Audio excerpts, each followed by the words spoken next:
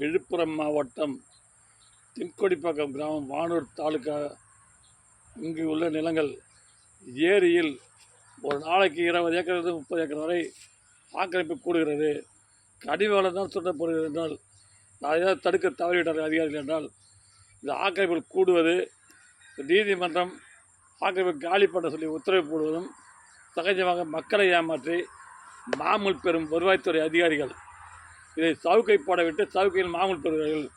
அதில் பணம் பெறுகிறார்கள். சவுக்கை போடும்போதே பணம் பெறுகிறார்கள். தென்கொடிப்பாக்கம் கிராமத்தில் இன்றைய தேதியிலும் வெளியூர் கிராம மக்கள் 50 ஏக்கர் சவுக்கையும் 50 ஏக்கர் பக்கத்தூர் கிராமத்தில் சேர்ந்தவரும் ஆக்கிரமிப்பு இந்த 2 மாதங்களாக சவுக்கை போடப்பட்டு உள்ளது. மேலும் வெட்டும் நிலையிலும் சவுக்கை உள்ளது.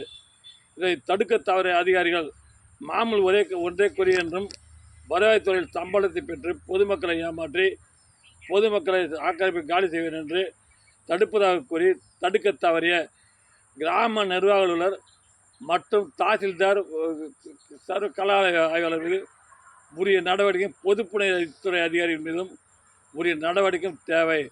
பஞ்சாயத்து அலுவலரும் தடுக்க தவறி மாமூல் பெறுவதில் குறியாகியுள்ளார்கள். ஆக்கிரமிப்புகள் கூடுகிறது.